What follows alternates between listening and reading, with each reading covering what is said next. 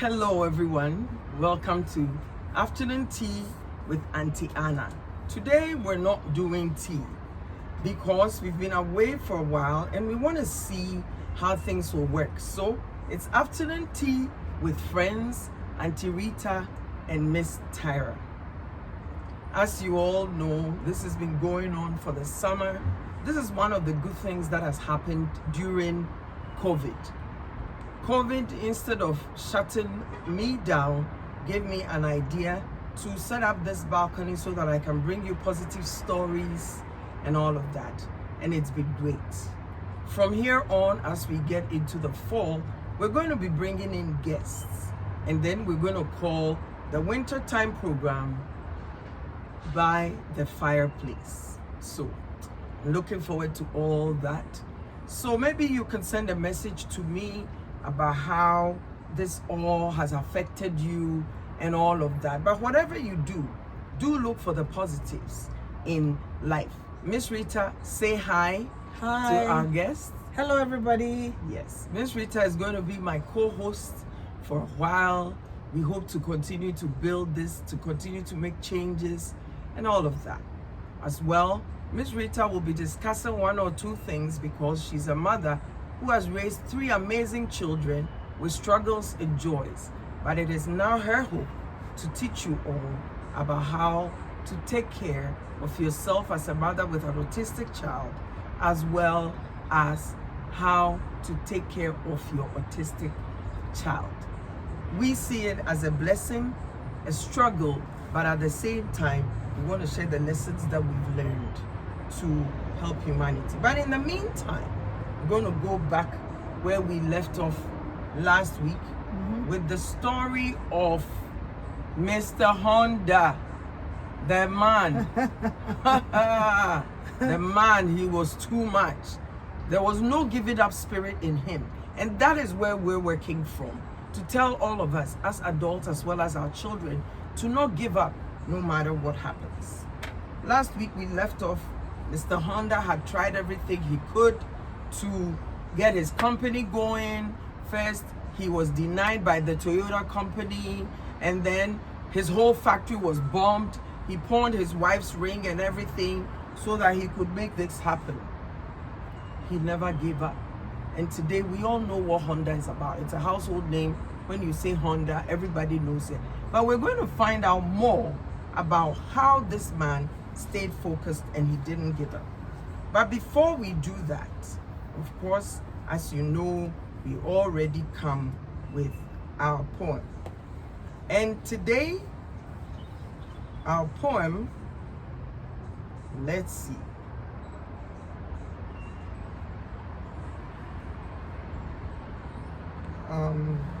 Our poem today is called It Takes Strength. It's called It Takes Strength. Unfortunately, I don't have the person's name, the writer's name. Let's see, maybe if we turn it this way, the full thing will be up on our screen.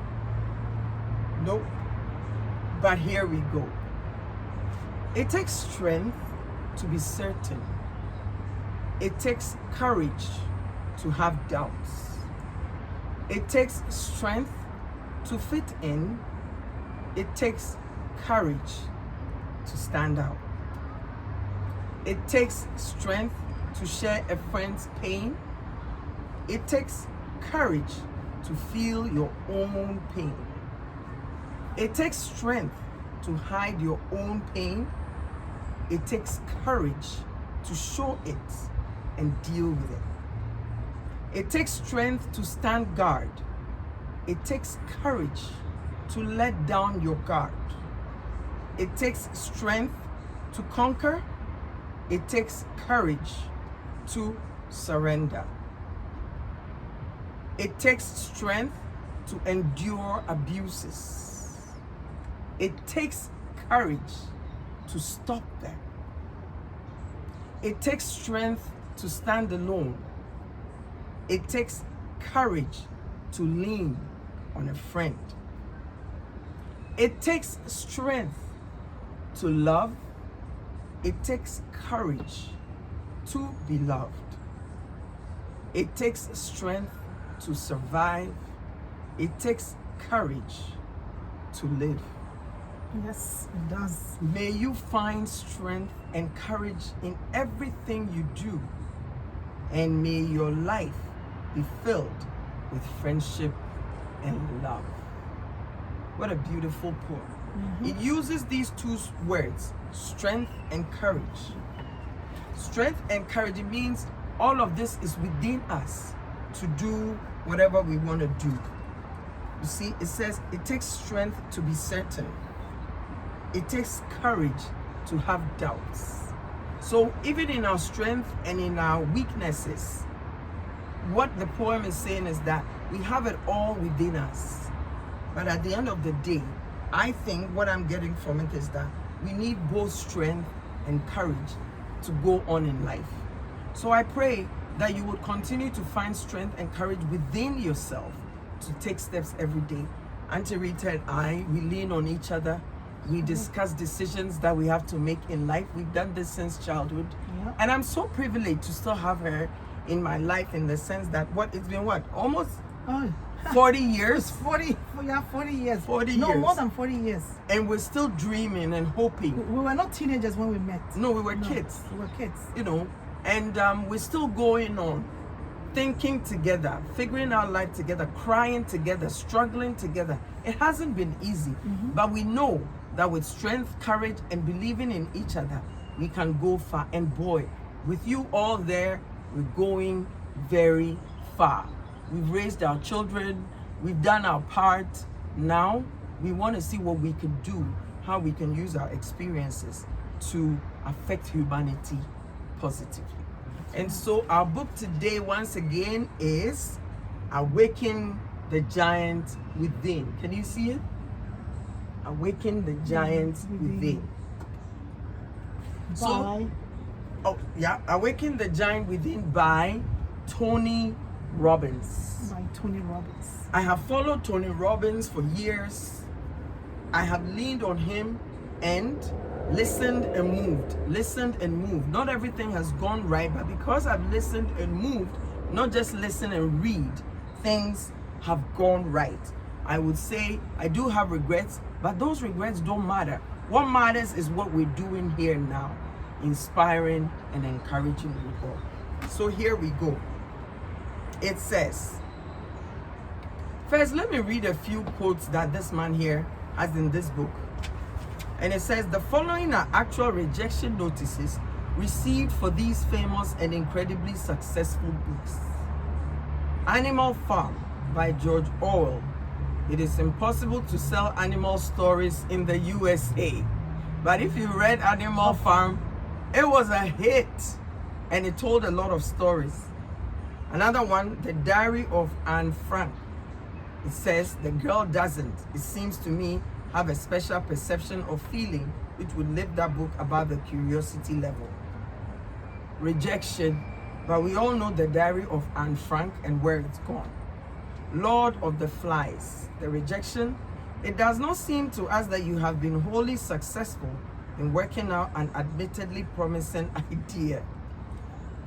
Last for Life by Irving Stone, a long, dull novel by an artist.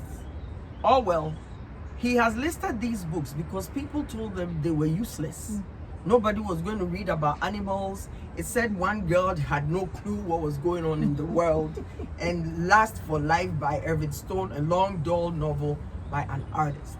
But they all defied because they stayed the course. Honda certainly knew that sometimes when you make a decision and take action, in the short term, it may look like it's not working. In order to succeed, you must have a long-term focus. Let me read that again. In order to succeed, you must have a long-term focus. Most of the challenges that we have in our personal lives, like indulging constantly in overeating, drinking, or smoking, to feeling overwhelmed and giving up on our dreams, come from a short-term focus. In other words, we get involved in negative things just to take our minds off the difficult things that we want to do. So it's saying, in order to succeed, you must have a long-term focus. If you have a long-term focus, then you can focus better, zero in on where you're going, instead of getting involved in negative things that will, cut off your dreams or put it on hold because you got involved in negative things. Success and failure are not overnight experiences. It's all the small decisions along the way that cause people to fail. It's failure to follow up. It's failure to take action. It's failure to persist. It's failure to manage our mental and emotional states. It's failure to control what we focus on. Conversely, success is the result of making small decisions, deciding to hold yourself to a higher standard, deciding to contribute, deciding to feed your mind rather than allowing the environment to control you. These small decisions create the life experiences we call success. No individual or organization that has become successful has done so with a short-term focus. We have right in front of us today COVID and how many businesses have shut down, how many businesses are struggling. My own endless possibilities, my own charity. We haven't been able to do anything to bring in money and all that. But I know tomorrow will be better. That's right. So endless is not going anywhere. As we're getting back slowly, I will slowly begin to plan. How can we bring in money? How can we have partners? How can we have the impact that we need? COVID has no power over the future, the long-term focus. This afternoon when we came to sit here in Garden, trust me, we're sitting here with bees. Whoops. Okay? Wasps. Whoops. But guess what? I told God, what we're doing is important and it's good. So whilst we know these bees have to feast, please keep them at bay. The bees and the wasps have no power over trying to reach you and to have an impact. That's the kind of attitude we should have in everything that we're doing. Or was it 2 weeks ago, we were going to go to the beach, relax and all of that. It started raining. Do you think we let it stop us? No. We stayed right there and did what we had to do. On a national scale, most of the challenges that we're currently experiencing are the result of not thinking of the potential consequences of the decisions we've made. Our crisis, the SNL scandal, the challenge in our balance of trade, the budget deficit, our educational malaise, drug and alcohol problems, all are the result of short-term thinking. This is the Niagara syndrome at its most potent. While you're raging along the river, focusing on the next rock you might hit, you don't or can't see far enough ahead of you to avoid the falls. As a society, we're so focused on instantaneous gratification that our short-term solution often become long-term problems. Our kids have trouble paying attention in school long enough to think, memorize, and learn, partly because they become addicted to instantaneous gratification from constant exposure to things like video games, TV commercials. As a nation, we have the highest number of overweight children in history because of our unrelenting pursuit of the quick fix, fast food, instant pudding, and microwave brownies. What the book is saying is that, do you understand what the book is saying? I get it perfectly. It's saying that we all want instant results. Yeah, right away. Right away. So we haven't learned how to struggle to get to what we're looking for. We want the answers now. We want the answers now. So we're not having the patience to wait, to go through the process and wait to get the final result. So Let's all think about that and begin to learn how to be patient in life. Deciding to commit yourself to a long-term result rather than short-term fixes is as important as any decision you make in your lifetime. Failing to do this can cause not only massive financial or societal pain, but sometimes even the ultimate personal pain. You know, sometimes instead of focusing and making the right decision, focusing and learning how to go through the storms to get to the end result, we want it right here, right now. And sometimes we make choices that in the end, we live with pain for the rest of our lives. One young man you may have heard of dropped out of school because he decided he wasn't going to wait any longer to follow his dream of becoming a famous musician. But this dream didn't become reality quickly enough. In fact, by the time he was 22, he feared that he had made the wrong decision and that no one would ever love his music. He'd been playing in piano bars and he was flat broke, sleeping in laundromats because he no longer had a home. The only thing that had been holding him together was his romantic relationship. Love. Then his girlfriend decided to leave him. Can you imagine? Oh my.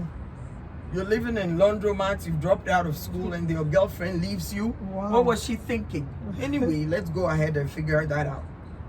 Then his girlfriend decided to leave him, and when she did, it pushed him over the edge. He immediately focused on how he could never again find another woman as beautiful as she. What this meant to him was his life was over. So he decided to commit suicide. Fortunately, before doing so, he reconsidered his options and decided instead to check into a mental institution. Spending time there gave him some new references about what real problems were. He later recalled saying, "Oh, I'll never get low again." He now declares, "It was one of the best things I ever did because I've never gotten to feel sorry for myself no matter what's happened. Any problem since then is nothing compared with what I've seen other people go through." By renewing his commitment and following his dream long term, he eventually had all that he wanted. His name? Billy Joel. The musician? The good musician. Billy Joel. Oh my. Wow. Wow. Can you imagine what would have happened if he had given up? We wouldn't have been listening to all those beautiful songs and things. And then it says, can you imagine that this man, whom millions of fans love and supermodel Christy Brinkley married, was ever worried about quality of his music or finding a woman as beautiful as his ex-girlfriend? The key to remember is that what appeared to be impossible in the short term turned into a phenomenal example of success and happiness in the long term. Billy Joel was able to pull himself out of this depression. Listen to this. Billy Joel was able to pull himself out of his depression by directing the 3 decisions that will all control each moment of our lives. 1, what to focus on. 2, what things mean. And 3, what to do in spite of the challenges that may appear to limit us. He raised his standards, backed them up with new beliefs, and implemented the strategies he knew he must.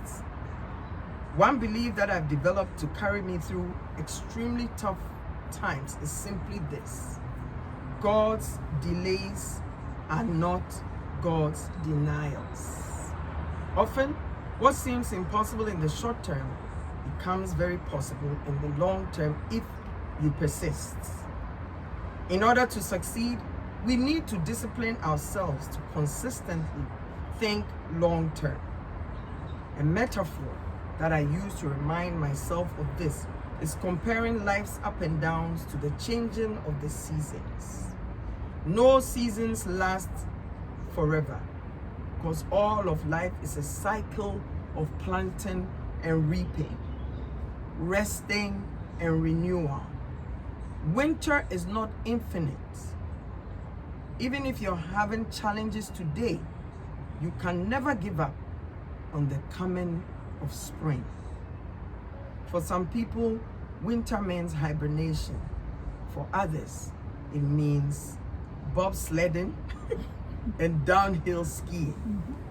You can always just wait out the season, but why not make it into a time to remember?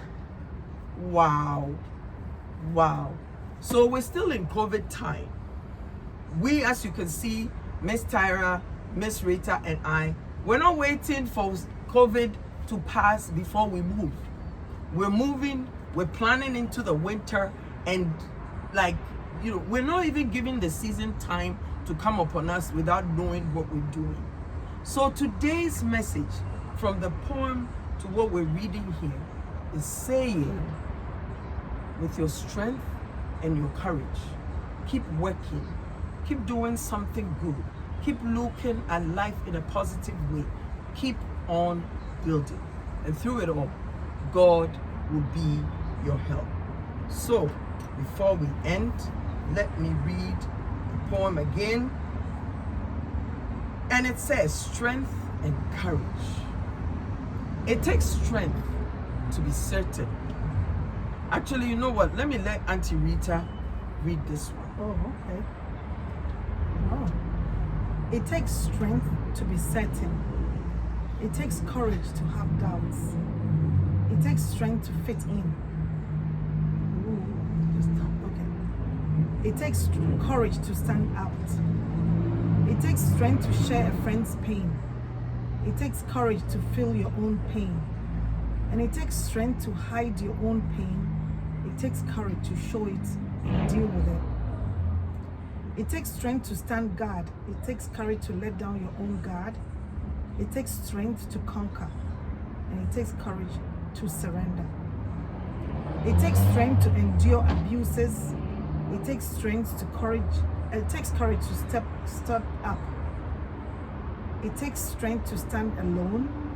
And it takes courage to lean on a friend. It takes strength to love, and it takes courage to be loved. It takes strength to survive.